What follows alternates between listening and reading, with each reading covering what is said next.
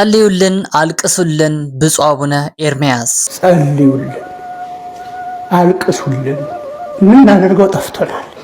እንዲህ አለ። አብይ ገዳይ ነው። አብይ ገዳይ ነው። አትፍሩ። አብይ ገዳይ ነው። ተረብሽና ለይቲ ወኺያት ቀትር ወኺያት ደቅና አመጥና ታረዩ ናብ ኩናት ደቅና ይረይለው። ከሰሞኑ እጅግ አነጋጋሪ የነበረው የቅዱስ ሚናስ የቃሪያ እምነት ጉዳይ፣ በዚህ ላይ በጣም ብዙ ኦርቶዶክሳውያን ተወዛገቡ ይገኛሉ። እሱንም እንመለከታለን። ሰላም እንደምን አላችሁ ተመልካቾቻችን። እንግዲህ ዛሬ ከሰሞኑ ሶሻል ሚዲያ ላይ እጅግ አነጋጋሪ ከነበሩ ሐሳቦች ጀምሮ የተለያዩ ሐሳቦችን በዚህ ቪዲዮ ላይ ተካተዋል። ታዲያ እስከ ቪዲዮ ፍጻሜ ድረስ አብራችሁ እንድትቆዩ ይጋብዝኳችሁ። ወደ ቪዲዮ ከመሄዳችን በፊት ግን አንድ ሁለት ነገሮች ልንገራችሁ። ይህ ቻናል አዲስ ቻናል ነው። ማህበራዊና መንፈሳዊ የሆኑ ጉዳዮችን በስፋት ይዳሰሱበታል። ታዲያ የእናንተ ማስተያየትና ኮሜንት ያው እንደተጠበቀ ሆኖ ከዚህ ከወገንተኝነት፣ ከሃይማኖት፣ ከዘር፣ ከፖለቲካ በጸዳ መልኩ ነገሮችን ሰፋ አድርገን እናያለን። ሐሳቦችን ትክክል የሆኑ ትክክል እንዳለን፣ መደነቅ ያለባቸው እናደንቃለን። መኮነንና መደነቅ የሌለባቸው ጉዳዮች ደግሞ በትክክለኛው መንገድ ለመናገር እንሞክራለን። ቪዲዮ እንሄዳለን። አሁን በቀጥታ ቀዳሚ ወደሆነ ቪዲዮ ስንሄድ እንግዲህ ከሰሞኑ ብፁዕ አቡነ ኤርምያስ በጣም አሰቃቂ በሆነ መንገድ አንድ ነገር በሐዘን በለቅሶ በተሞላ መንገድ ሲያስተላልፉ ነበረ። ቪዲዮ እንመልከተውና ሐሳቡን መለስበታለሁ። ጸልዩልን አልቅሱልን የምናደርገው ጠፍቶናል። ለተላክ ከብሎናል። በጣም ምንም ከአባቶቻችን ዘመን በአባቶቻችን ዘመን ከደረሰው መከራ የበለጠ ባይመጣም እኛ እንደ አባቶቻችን ብርቱ ባለመሆናችን ከብዶናል እና ልታውቁልን ይገባል።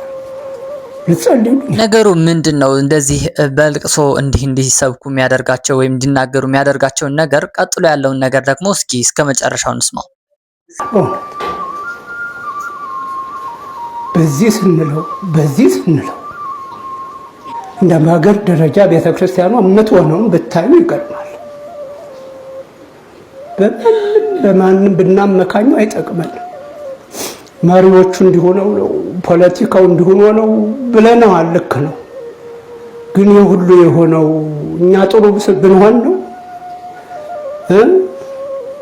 የኛ ኃጢአት እኮ ነው የሚያስደበድበን።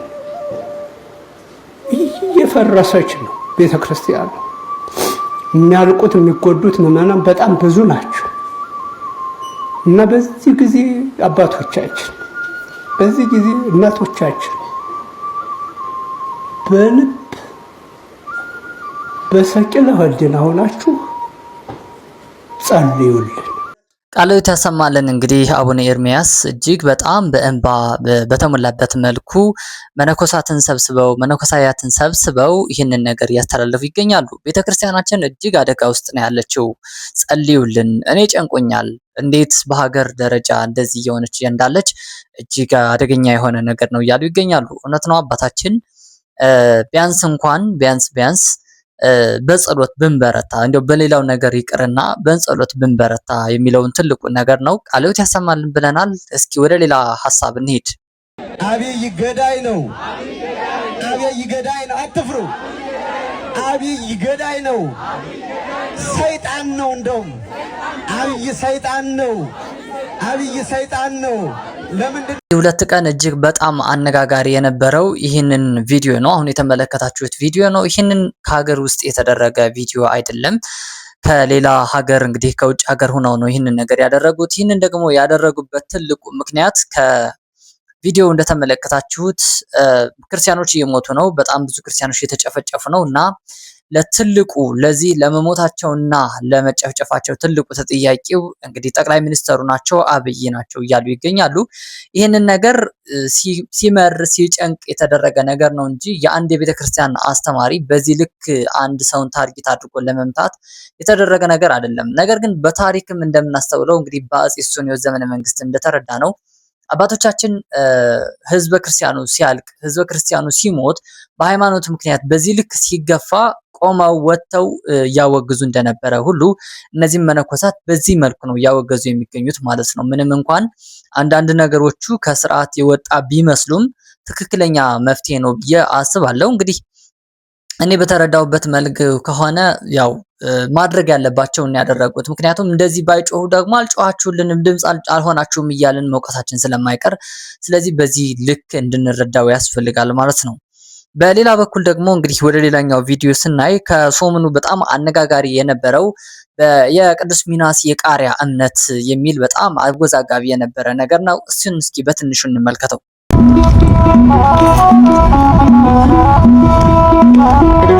ይሄ የምታዩት ቃሪያ የቲክቶክ ወይም የላይቭ ቅጣት አይደለም፣ የሰማዕቱ የሚናስ እምነት ነው።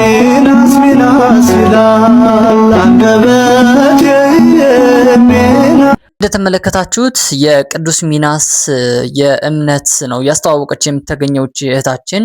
ቃሪያ ነው፣ ያ ሁላችንም የምናውቀው ቃሪያ ነው። ከቤተክርስቲያን ስርዓትና ትምህርት አንጻር ቃሪያ እምነት ይሆናል አይሆንም የሚለውን ነገር እጅግ በጣም አነጋጋሪ ሆኗል ሰሞኑ። በጣም ብዙ ኦርቶዶክሳውያን በዚህ ጉዳይ ላይ እንግዲህ ሀሳባቸውን እየገለጹ ይገኛሉ። እንዴት የቃሪያ እምነት ሊኖር ይችላል?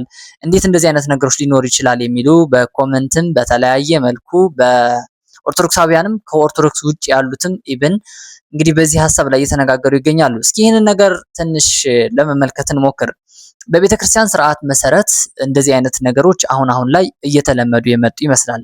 የቤተክርስቲያን ስርዓት ምንም እንኳን ይሄን ለእምነት ይሆናል ይሄንን ደግሞ ለእምነት አይሆንም ብሎ ዲቴል የሆኑ ነገሮች ባይኖሩም ትውፊታዊ መረጃዎች እንደሚያሳዩት ግን ብዙ ጊዜ ቃሪያ፣ ቅባት፣ እንደዚህ ሸንኮራ ምናምን አይነት ነገሮች ለእምነት ሆነው አያውቁም።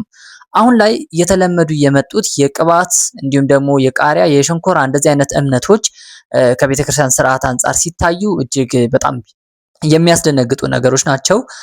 እንደዚህ አይነት ነገሮች ብዙ ባንገፋባቸው መልካም ነው ብዬ አስባለሁ። ምክንያቱም እንግዲህ እኛ በምናውቀው ነገር እምነት በዋናነት የዕጣኑ የታጠነበት አመዱ ያ ነው በትክክለኛ እምነት ሆኖ የሚገኘው። በሌላ በኩል ደግሞ አልፎ አልፎ በገዳማት የምናውቀው ደግሞ ማር ደግሞ አለ።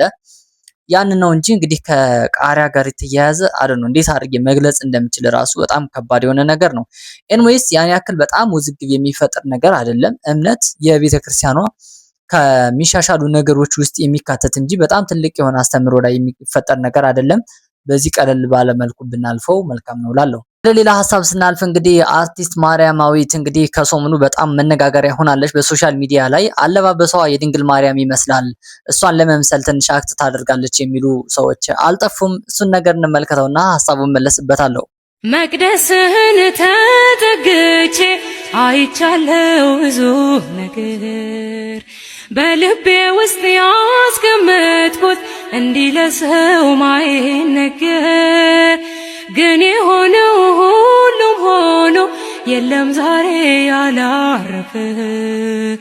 እንደተመለከታችሁት የአርቲስት ማርያማዊት አባተ አሁን ላይ ወደ መንፈሳዊ ህይወቱ በጣም ትኩረት እያደረገች ይገኛል። በጣም ደስ የሚል ነገር ነው። ነገር ግን ከዚህ ጋር ተያይዞ በጣም በስፋት እየተነሳ የሚገኘው የአለባበሷ ጉዳይ ነው። አለባበሷ ከሌሎች ኦርቶዶክሳውያን እንግዲህ ትንሽ ወጣ ያለ ይመስላል። ማለትም ያው የእስራኤላውያን ባህል ይሄ የድንግል ማርያም በዘመኑ የነበረችበት ያለባበስ ስታይል ይመስላል ብለው ብዙዎች ትንሽ ቆይተሽ ማርያም ነኝ ማለትሽ አይቀርም እያሉ እጅግ በጣም ልብ በሚሰብር ሁኔታ እንግዲህ ሀሳባቸውን እየገለጹ ይገኛሉ። እኔ በዚህ በኩል ፌር ለመሆን ሞክራለሁ። አርቲስት ማርያማዊት ከነበረችበት ህይወት ተነስታ እዚህ ድረስ ለመድረስ ምን ያህል ዋጋ እንደከፈለች ምን ያህል በጣም ከጥልቁ ወደዚህ ወደ መንፈሳዊ ህይወት እንደመጣች ስላልገባቸው ነው እንጂ ይህንን ነገር በጣም የሚያስነቃ ነገር አይደለም። ሲጀመር ኖሮ ድንግል ማርያም ብትመስላት ባለባበሷ ድንግል ማርያም ብትመስላት ችግሩ ምንድነው?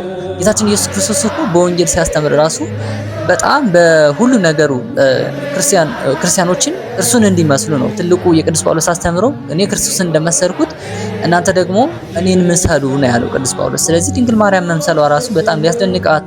አለባበሷ፣ አካሄዷ፣ ሁሉ ነገሩ ድንግል ማርያም ከመሰለማ እጅግ በጣም ያስደንቃታል።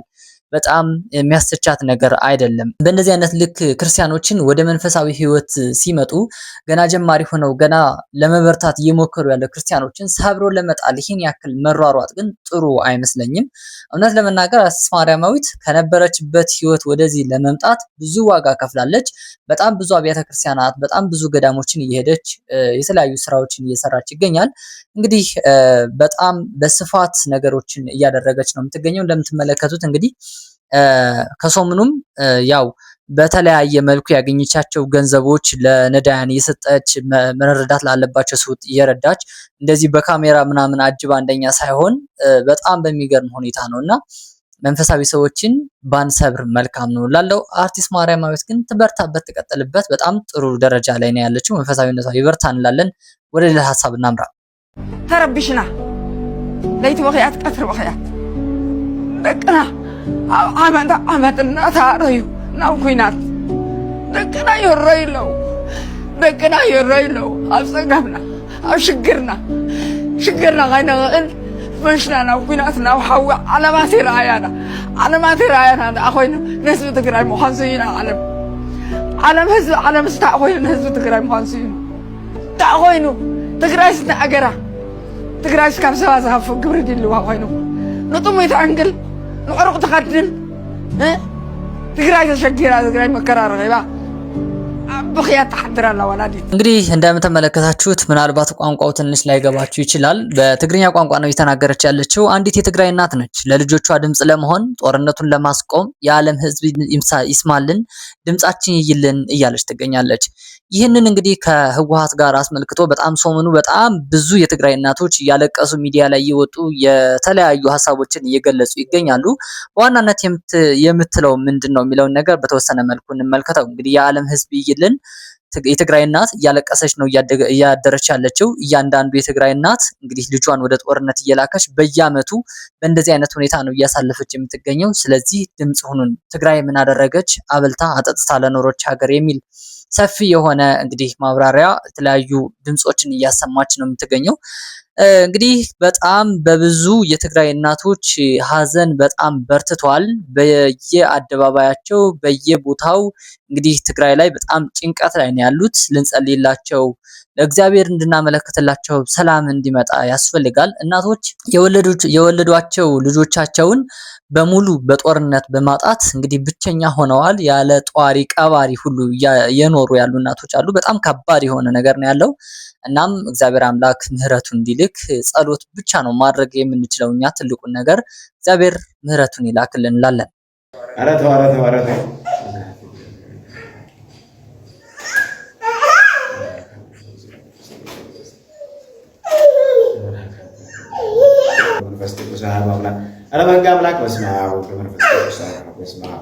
አይ ህፃናት የዋሃን መሆናቸው እዚህ ነው የምትለዩት ጋይስ። ወይኔ ሰጠው እግዚአብሔር ይስጥልኝ። እንጋ ደግሞ ላንተ አሁንም ተቀበል ኬሲ። እግዚአብሔር ይስጥልኝ። እሺ ጉድ እንደው ግን በሁላችሁ ቤት ነው ያለ ጦርነት እንደዚህ እኔ ነምባል እኔ ካልባረኩኝ መስቀሉን ጋሽ መስቀሉን መስቀሉ እንካና ባርክ እኔ ልተውንካ እንካ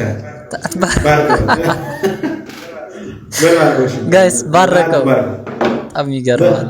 በስመ አብ።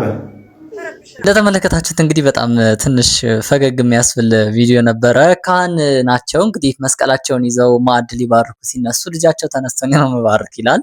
ህፃናት ምን ያህል የዋሃን እንደሆኑና እኛ የምናደርገውን ነገር ማድረግ እንደሚያደርጉ በዚህ ቪዲዮ ላይ በቀላሉ መረዳት ትችላላችሁ። እንግዲህ ካህኑ መስቀላቸውን አንስተው ሲባርኩ እሱ ሁልጊዜ ያያልና ያችን ለማድረግ እንደምንም ብሎ ታግሎ መስቀላቸውን ተቀብሎ እንግዲህ ይባርካል። በቋርሶ ደግሞ ይሰጣቸዋልና ህፃናት እኛ የምናደርገው ነው በዋናነት የሚያደርጉት። ከምናስተምራቸው ብዙ ፊደል ከምናስቆጥራቸው በላይ እኛ የምናደርጋትን ነገር በትክክል ማድረግ ይፈልጋሉና ከዚህ በጣም ትልቅ ትምህርት ነው የምንማረው። እስኪ ወደ ሌላ ቪዲዮ እንሂድ። ለማንኛውም ኦርቶዶክስ ትመነምናለች አትበጠስ የሚለው አያስሄድም፣ ጠፍታለች ሌሎች ሀገር ላይ። ታዲያ ከኤፌሶን ቤት ኢትዮጵያ ያስፈልጣለች። ወንጌሉ የተጻፈበት ዮሐንስ ወንጌላዊ ያረገበት ቦታ፣ ስንት መናፍቅ የተወገዘበት፣ ንስጥሮስ የተወገዘበት ቦታ ኤፌሶን፣ መቅዶኒዎስ የተወገዘበት ቦታ ቁስጥንጥንያ፣ ዛሬ ለታሪክ እንኳ አንድ ቤተክርስቲያን። ስለዚህ ይጠፋል።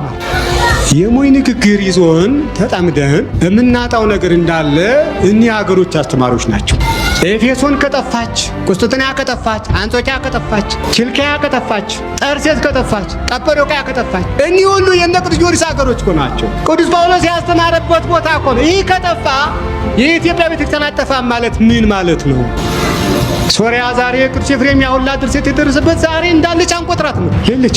ስለዚህ ትጠፋለች የሚለውን አስበን እንዳጠፋ መስራት አለብን። ቃልዎት ያሰማልን መምህር። በጣም እዚህ ቪዲዮ ላይ ሞር ትኩረት ማድረግ የፈለግኩት አንዳንድ የቤተክርስቲያን አስተማሪዎች እንዲሁም ደግሞ የተለያዩ የቤተ እምነት መምህራን እንደዚህ የሚሉ ትምህርት ያስተምራሉ። ቤተክርስቲያን አትጠፋም። ቤተክርስቲያን እውነት ነው ላትጠፋ ትችላለች። ነገር ግን እንደ ሀገር የመነመነች የመጨረሻ በተወሰነ ትውልድ ብቻ እንድታርፍ ይደረጋል። ያ ደግሞ አስተምህሮትም አይደለም፣ ወንጌልም ማስተማርን ማለት አይደለም፣ ለህዝበ ክርስቲያንም ተደራሽነት ሆን ማለት አይደለም። ቅዱስ ጳውሎስ ያስተማረባቸው አብዛኞቹ እንግዲህ ስንት ተአምራት የተደረገባቸው ቦታዎች የመካከለኛው ምስራቅ፣ ፋርስ፣ ባቢሎን፣ የተለያዩ ቦታዎች እንግዲህ ሮም፣ ግሪክ፣ የተለያዩ ቦታዎች ብታዩ አሁን ላይ አብዛኞቹ መስጊድ ሆነዋል። አብዛኞቹ ደግሞ ወደ ሌላ ቤተ እምነት ተቀይረዋልና ቤተክርስቲያን አትጠፋም፣ የኢትዮጵያ ኦርቶዶክስ ተዋሕዶ ቤተክርስቲያን አትጠፋም የሚለው ትምህርት በጣም ጥንቃቄ የሚፈልግ ነገር ነው። ትውልዱ ላይ ቤተክርስቲያን በእግዚአብሔር ኃይል አትጠፋም የሚል ኃይለኝነት እንድንሰጠው ያስፈልጋል እንጂ ቤተክርስቲያን እንደማትጠፋ ግን ምንም ማስረጃዎች የሉንም። እንግዲህ ቅዱስ ጳውሎስ ያስተማረባቸው ቦታ፣ ቅዱስ ጴጥሮስ ስንት ስራ የሰራባቸው ሮም፣ የሮም አደባባዮች፣ ስንት ተአምራት የተደረገባቸው ክርስቶስ ኢየሱስ በዘመኑ ያስተማረባቸው ፋርስ፣ ባቢሎን ሁሉ እንኳን ሳይቀር ጠፍተዋል። ያ ሪያሊቲው እንደዛ ነው። ጉግል አድርጋችሁ ማየት ትችላላችሁ። በተለያዩ የጉብኝት ቦታዎች አድሬስ ማድረግ ትችላላችሁ።